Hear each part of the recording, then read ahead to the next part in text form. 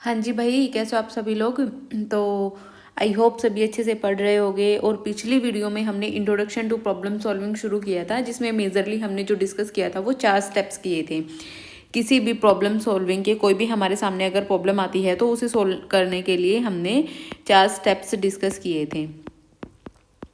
सबसे पहला था एनालाइज प्रॉब्लम। सेकंड था एल्गोरिदम लिखना उस प्रॉब्लम का, कि कैसे उस प्रॉब्लम को सोल्व किया जाएगा। देन उसके बाद था कोडिंग एंड लास्ट स्टेप था हमारा डिबगिंग। 4 स्टेप थे, ठीक है। तो आई होप सभी को अच्छे से समझ में आया होगा। और साथ में हमने एल्गोरिदम है, जो एल्गोरिदम के 2 टाइप्स थे, सूडो कोड एंड देन उसके बाद था हमारा फ्लो चार्ट। तो वो दोनों हमने डिस्कस कर लिए थे काफ़ी डिटेल में, हम लोगों ने क्वेश्चंस भी किए थे। तो अभी हम देखते हैं डीकम्पोजिशन। डीकम्पोजिशन क्या होता है? डीकम्पोजिशन क्या है कि एक बहुत बड़ी प्रॉब्लम है, मान लो आपके सामने कोई भी प्रॉब्लम आ गई। अब जैसे कि आप लोग रेलवे के पास गए, रेलवे एक पूरा मैनेजमेंट है, रेलवे का एक पूरा सिस्टम है, रेलवे मैनेजमेंट है, जो एक पूरा बड़ा नेटवर्क है इंडिया में, ठीक है। अभी रेलवे के सामने समस्या आई है कि उसे टिकट्स भी बुक करनी है, जो कस्टमर्स हैं उनकी टिकट्स भी बुक करनी है, उन्हें उन्हें रेलवे की जो एम्प्लॉयज़ हैं उन्हें भी मैनेज करना है, ठीक है। जो टिकट्स डिस्ट्रीब्यूशन तो है ही है, जो रेल में ट्रैवल कर रहे हैं पैसेंजर्स, उनको उनका फूड भी देखना है, हाँ भाई खाना भी देखना है, फूड में भी वेजिटेरियन भी, नॉन वेज भी। तो कितनी सारी प्रॉब्लम्स हैं। क्या एक ही आदमी इन सभी चीज़ों को सोल्व कर सकता है? बिल्कुल भी नहीं कर सकता। तो वही चीज़ को कि भाई हमने क्या किया कि रेलवे मैनेजमेंट है जो, उसमें उसको अच्छे से मैनेज करने के लिए हमने क्या किया, एक तो हमने टिकट का अलग से डिपार्टमेंट बना दिया, जो भाई ये सिर्फ रिजर्वेशन को देखेगा। एक हमने अलग से डिपार्टमेंट बना दिया कि ये डिपार्टमेंट जो वो फूड को देखेगा। एक अलग से डिपार्टमेंट बना दिया जो एडमिन डिपार्टमेंट है, वो एम्प्लॉयज़ को देखेगा। इसमें भी फर्दर ब्रांचेस बना दी कि ये आपका अकाउंट ब्रांच है, ये पर्टिकुलर अकाउंट ब्रांच को देखेंगे, ये आपका जो एक है ये आपका लीव्स को देखेगा। ऐसे अलग अलग डिपार्टमेंट्स सभी बना दिए, ठीक है। तो इस पूरे को मिला करके हमारा क्या मिल रहा है? रेलवे का एक मैनेजमेंट। तो यही होता है हमारा जो डिकम्पोजिशन है। जो बड़ी प्रॉब्लम है ना हमारी, एक बड़ी प्रॉब्लम को, जो एक पूरी बड़ी प्रॉब्लम है, इसको छोटे छोटे पार्ट्स में डिस्ट्रीब्यूट कर देना हमारा क्या कहलाता है? डिकम्पोजिशन। क्योंकि इन छोटे छोटे पार्ट्स को क्या होता है? मैनेज करना ईजी होता है, ठीक है। दूसरी बात क्या है, अभी हो सकता है कि भाई कोई आदमी है जो वो टिकट्स की बुकिंग करने में बहुत अच्छा हो, एक्सपर्ट हो, पब्लिक डीलिंग में अच्छा हो, तो उसे हमने क्या किया? टिकट्स का काम दे दिया, ठीक है। एक बंदा है जिसको खाना बहुत अच्छे से देखना आता है, मैनेज करना आता है, वो देख भी लेता है कि खाने में क्या कमी है, खाने में क्या कमी नहीं है, तो उसको हमने फूड वाला डिपार्टमेंट दे दिया। एक बंदे को वैसे नॉलेज बहुत है कि भाई उसने रूल्स वगैरह सारे पढ़े, तो उसे हमने क्या दे दिया? एडमिन डिपार्टमेंट दे दिया, ठीक है। तो इस तरीके से जो एक्सपर्टाइज है, हम उन्हें भी डिवाइड कर सकते हैं काम, कि हाँ भाई इस बंदे की पर्टिकुलर इस फील्ड में एक्सपर्टाइज है, तो हम इस बंदे को पर्टिकुलर ये काम दे सकते हैं, ठीक है। तो decomposition is the process of taking a problem that is too complex for a direct solution and dividing it into smaller and manageable sub problems. तो एक बड़ी प्रॉब्लम को छोटे छोटे पार्ट्स में डिवाइड करना, जिन्हें कि मैनेज कर सकते हैं हम, उसे हम क्या कहेंगे? Decomposition. The ultimate goal is to solve these problems and then logically combine the results to get the solution for the overall main problem. जो एक बड़ी प्रॉब्लम है उसका ओवरऑल सॉल्यूशन निकालने के लिए हम किसका यूज़ करते हैं? फिर डिकम्पोजिशन का। इसके फायदे क्या क्या हैं? सिंप्लिसिटी है। एक बड़ी प्रॉब्लम को आप छोटे छोटे जब सब पार्ट्स में डिवाइड करके किसी भी चीज़ को सोल्व करोगे, तो उसमें क्या होता है? सिंप्लिसिटी आ जाती है चीज़ों में, उनको सोल्व करना ईजी हो जाता है। एक बड़ी प्रॉब्लम को सोल्व करना काफ़ी मुश्किल होता है, लेकिन जैसे हम उन्हें छोटे छोटे पार्ट्स में डिवाइड करेंगे तो फिर उन्हें सोल्व करना इजी हो जाता है। फोकस हो सकता है कि हाँ भाई, अब मैंने बताया आपको कि आपने टिकट्स एक पर्टिकुलर एक्सपर्टाइज को दे दी, तो जो अलग अलग फील्ड की एक्सपर्टाइज हैं वो अपने अपने डिपार्टमेंट को संभालेंगे, उन्हें उनका अच्छे से आउटपुट देंगे। तो जो फोकस है वो पर्टिकुलर एरिया पे अच्छे से हो सकता है। Breaking down the problem allows each sub problem to be examine in detail. तो जो भी अलग अलग प्रॉब्लम्स है उन्हें हर एक प्रॉब्लम को डिटेल्स में एग्जामाइन कर सकते हैं। टीम वर्क को बढ़ावा देता है। क्यों बढ़ावा देता है? अभी मान लो आपने एक ये टिकट वाला डिपार्टमेंट है, एक एम्प्लॉय वाला डिपार्टमेंट, एक फूड वाला डिपार्टमेंट है, इन सभी को मिला के टीम ही तो बन गई। तो जो अलग अलग संभाल रहे हैं चीज़ों को, फिर उन्हें इकट्ठा कर देना, तो वो क्या होता है हमारा team work. It allows different individuals और team to work on the sub problem. जो अलग अलग लोग हैं या फिर एक से ज़्यादा लोग भी हो सकते हैं किसी भी डिपार्टमेंट में, तो वो क्या करते हैं, छोटी छोटी प्रॉब्लम्स को अलग अलग सोल्व कर सकते हैं। ठीक है, this is advantage because specific sub problems can be assigned to teams who are experts in solving those particular challenges। जो कि पर्टिकुलर फील्ड में एक्सपर्टाइज हो जिनकी, उन्हें सोल्व करके हम उनसे सोल्व करवा करके हम फिर उन्हें क्या कर सकते हैं, इंटीग्रेट कर सकते हैं। ठीक है, फिर उसके बाद जब वो सारा सॉल्यूशन हो जाएगा देन उसे हम क्या करेंगे, इंटीग्रेट करेंगे। और जो पूरी की पूरी, जब ये पूरा का पूरा बन गया है हमारा एक नेटवर्क सिस्टम, देन इसे हम पूरे के पूरे को टेस्ट करेंगे और फिर उसमें देखेंगे कि क्या प्रॉब्लम है। देन जो भी प्रॉब्लम आएगी उसे हम क्या करेंगे, डीबग करेंगे। ठीक है, नेक्स्ट देखते हैं। ये देखो अभी मैंने इसमें देखो ऐड भी किया आप लोगों के लिए। ये एक बहुत बड़ी प्रॉब्लम है। क्या प्रॉब्लम है कि एक बर्थडे पार्टी प्लान करनी है। ठीक है, तो इसमें हमने बर्थडे पार्टी को 4 पार्ट्स में डिवाइड कर दिया। सबसे पहले तो क्या करा कि गेस्ट और जो गेस्ट की लिस्ट और इनविटेशंस है वो एक सब टास्क बना दिया। देन जो वेन्यू और डेकोर है वो दूसरा टास्क बना दिया, और फूड और ड्रिंक्स है वो तीसरा टास्क, और एक और टास्क बना दिया एक्टिविटीज़ एंड एंटरटेनमेंट। तो ये हमने ए नाम के बंदे को दे दिया, ये हमने बी नाम के बंदे को दे दिया, ये सी नाम के बंदे को, ये डी नाम के बंदे को। अब हमें दिखा कि हाँ भाई सी नाम के बंदे को खाने में ज़्यादा इंटरेस्ट है, फूड में उसे पता भी है कि हाँ भाई कौन सी वैरायटी अच्छी है, कौन सी लोगों को ज़्यादा अच्छी लगेगी। तो हमने क्या किया कि सी को फूड वाला डिपार्टमेंट दे दिया। अब जो बी वाला बंदा है उसका जो इंटरेस्ट है उसमें है कि भाई वो डेकोर देख सकता है, वेन्यू देख सकता है, उसे इस चीज़ की नॉलेज है, तो उससे हमने बी वाला दे दिया। ठीक है, तो इस तरीके से फिर हमने क्या किया कि उन सभी प्रॉब्लम्स को हमने फिर क्या कर दिया, इकट्ठा कर दिया। फिर वो सब टास्क बन गए, देन उन सब टास्क को क्या कर दिया, इकट्ठा कर दिया। तो फिर हमारा क्या होगा, एक सक्सेसफुल पार्टी ऑर्गेनाइज होगी। ठीक है, उसके बाद है एग्जाम्पल्स। एग्जाम्पल मैंने अभी रेलवे का आप लोगों को दिया ही है कि जैसे एक ट्रेन की इन्फॉर्मेशन है, ये अलग डिपार्टमेंट बन गया है। वहाँ पे ट्रेन का आप शेड्यूल्स जान सकते हो, टाइमिंग्स जान सकते हो, स्टेशंस, क्लासेस एंड बर्थ्स। एक है रिजर्वेशन इन्फॉर्मेशन। एक तो कि भाई हाँ रिजर्वेशन इन्फॉर्मेशन आप लोग भी टिकट करते होगे कि रिजर्वेशन का अलग डिपार्टमेंट रहता है। आप वैसे टिकट लेने चाहोगे वो एक अलग डिपार्टमेंट रहता है। जहाँ पे आपको ट्रेन की इन्फॉर्मेशन लेने, आप लोगों ने स्टेशन पे भी आप जाते होगे, आप लोगों ने देखा होगा अलग अलग विंडो बनी है। यहाँ से आप ट्रेन की इन्फॉर्मेशन ले सकते हो, इस विंडो से आप रिजर्वेशन करवा सकते हो, इस विंडो से आप डेली जो पैसेंजर से ट्रैवल करते हैं लोकल ट्रेन की वो टिकट्स ले सकते हैं। तो इस तरीके से अलग अलग क्या कर रखे हैं, डिपार्टमेंट बना रखे हैं। तो उससे क्या होता है कि ईजी हो जाता है चीज़ों को मैनेज करना।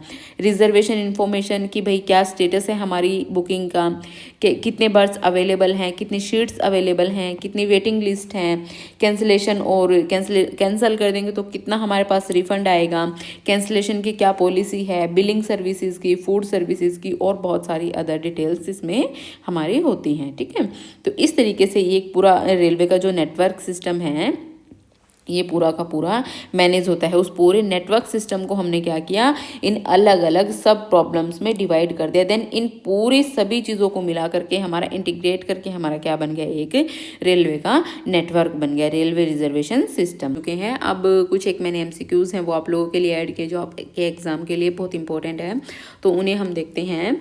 According to the problem solving steps outlined in the text, what is the immediate next step after an algorithm has been developed and finalised.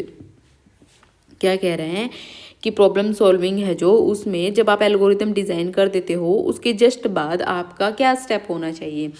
Testing the program for syntactical and logical errors.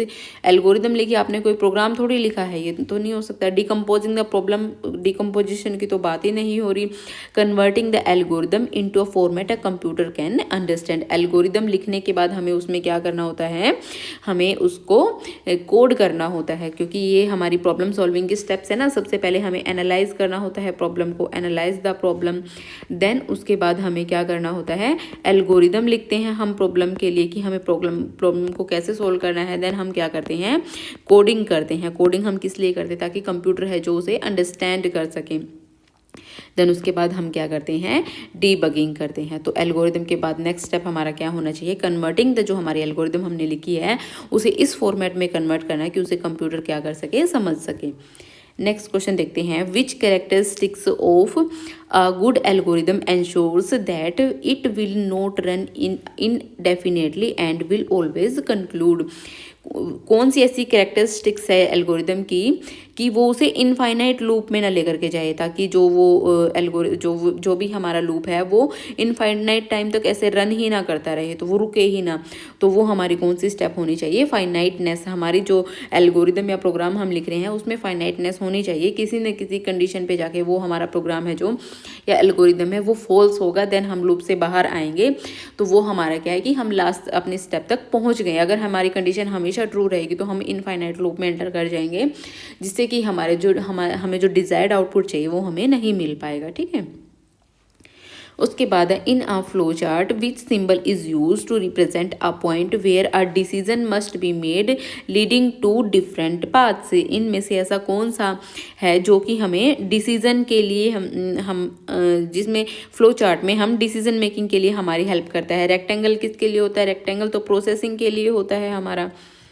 ठीक है, parallelogram किसके लिए होता है, हमारा input output के लिए। Oval हमारा किसके लिए होता है, स्टार्ट एंड के लिए। और डायमंड हमारा किसके लिए होता है, डिसीजन मेकिंग के लिए। तो डिसीजन मेकिंग करेक्ट आंसर हो जाएगा। नेक्स्ट क्वेश्चन है, an algorithm is design to check if a person is eligible to vote. एक एल्गोरिदम लिखी है, उसमें ये देखा है हमने, चेक किया है कि क्या एक पर्सन है वो वोट के लिए एलिजिबल है। अगर वो 18 साल से बड़ा है तो या वो इक्वल्स टू है, तो इसका मतलब क्या है कि वो वोट के लिए एलिजिबल है।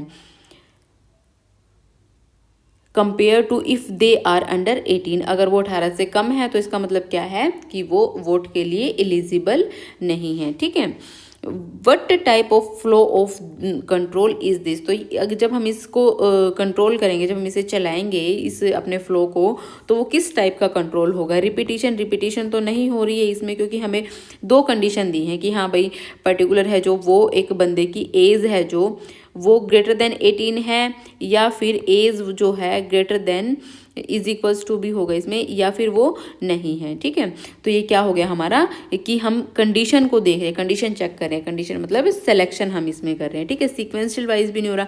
सीक्वेंस तो एक सीधा सीधा हम चलते थे उसमें। ठीक है, जैसे कि हम किसी भी अपने रेक्टेंगल का एरिया कन्वर्ट कर रहे थे, रेक्टेंगल का जो एरिया है वो हम कैलकुलेट कर रहे थे, है ना, पेरीमीटर कैलकुलेट कर रहे थे, वो हमारे सीरियल वाइज चल रहे थे, उसमें कोई कंडीशन नहीं थी, तो वो हमारे किस में थे, सीक्वेंस में। तो डिकम्पोजिशन हमारा क्या होता है, एक बड़ी प्रॉब्लम को छोटे छोटे पार्ट्स में डिवाइड करना। नेक्स्ट क्वेश्चन देखते हैं, what is the problem solving technique that involves breaking down a large complex problem like a railway reservation into smaller more manageable parts. तो जो बड़ी प्रॉब्लम को छोटे छोटे पार्ट्स में डिवाइड करती है वो हमारी क्या होती है, decomposition. An algorithm that calculates the average of a user defined quantity of numbers continuing to accept numbers until the user enters 0 is an example of which flow of control। जो इसमें ये क्या कह रहा है कि आप एक ऐसा प्रोग्राम एल्गोरिदम लिख रहे हो, चला रहे हो, जो कि user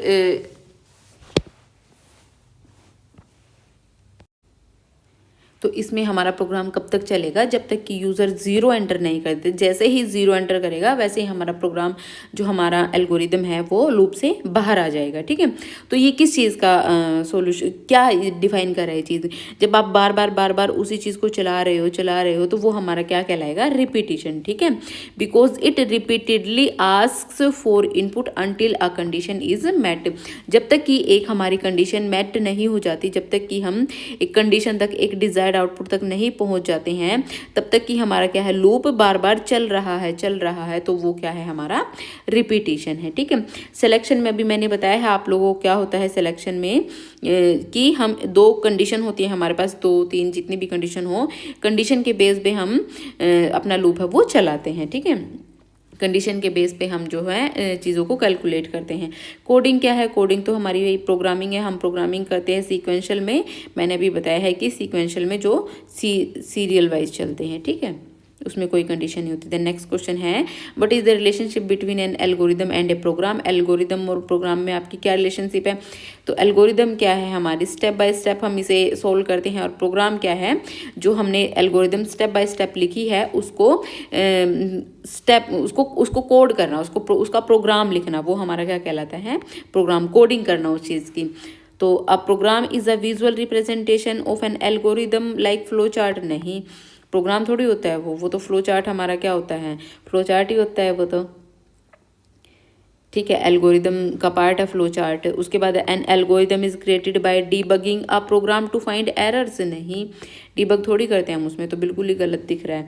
N algorithm is the step by step logic? बिल्कुल, जो एल्गोरिदम हमारी स्टेप बाय स्टेप लॉजिक है। And a program is the implementation of that logic? जो ये लॉजिक हमने एल्गोरिदम में लिखा है उसको क्या करते हैं? हम उसको प्रोग्राम में स्टेप बाय स्टेप इम्प्लीमेंट करते हैं इन आ प्रोग्रामिंग लैंग्वेज, किसी भी प्रोग्रामिंग लैंग्वेज में, ठीक है। तो भाई अब ये हमारी जो है कंप्लीट हो चुकी हैं, कंप्लीट स्लाइड। जितने भी क्वेश्चन थे मैंने आप लोगों को बहुत अपना 100% देने का ट्राई किया है। आई होप सभी को समझ में आया होगा। Like share and subscribe our channel, और कमेंट करके ज़रूर बताना आप लोगों को क्लास कैसे लगी। ठीक है guys, bye bye, take care.